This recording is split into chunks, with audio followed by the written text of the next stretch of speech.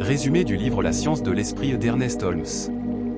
Bienvenue sur Esprit éveillé, la chaîne où nous explorons les profondeurs de l'esprit et du développement personnel.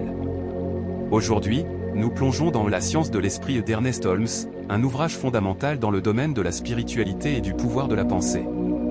Ce livre nous montre comment utiliser les lois universelles pour transformer notre vie, en exploitant le pouvoir de notre esprit.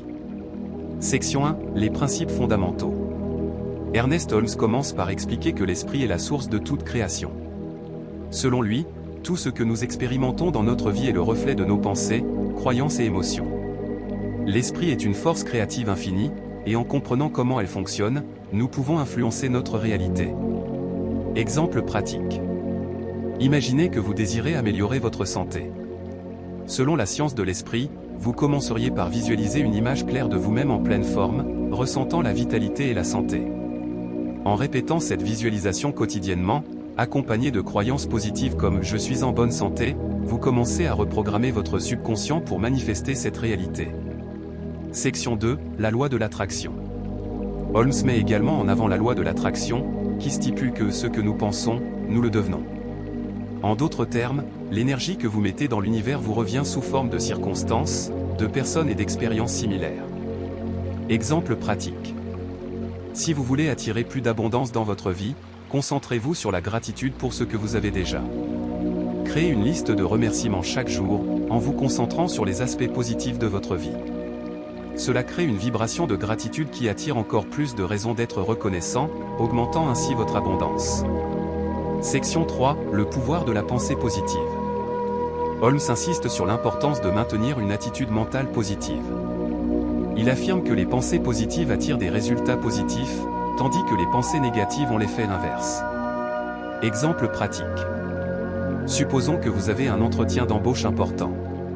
Avant l'entretien, prenez quelques minutes pour vous visualiser en train de réussir. Imaginez que vous répondez aux questions avec confiance, que l'entretien se passe bien et que vous obtenez le poste. Cette pratique renforce votre confiance et augmente vos chances de succès. Section 4, la méditation et la prière. Holmes propose également la méditation et la prière comme des outils puissants pour aligner l'esprit sur les vibrations supérieures. La méditation aide à calmer l'esprit et à clarifier vos intentions, tandis que la prière affirmée vous connecte à une source supérieure de sagesse et de pouvoir. Exemple pratique. Prenez 5 minutes chaque matin pour méditer en silence.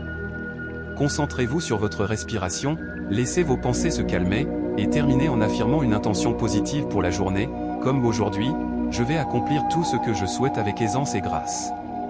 Cela établit une tonalité positive pour toute la journée. En conclusion, la science de l'esprit d'Ernest Holmes est un guide puissant pour quiconque souhaite maîtriser le pouvoir de son esprit et créer une vie remplie de succès, de bonheur et d'abondance. En appliquant ces principes quotidiennement, vous pouvez commencer à voir des changements profonds dans votre vie. Merci d'avoir écouté ce résumé sur Esprit éveillé. Si vous avez apprécié cette vidéo, n'oubliez pas de vous abonner et de cliquer sur la cloche pour ne rien manquer de nos prochaines explorations spirituelles.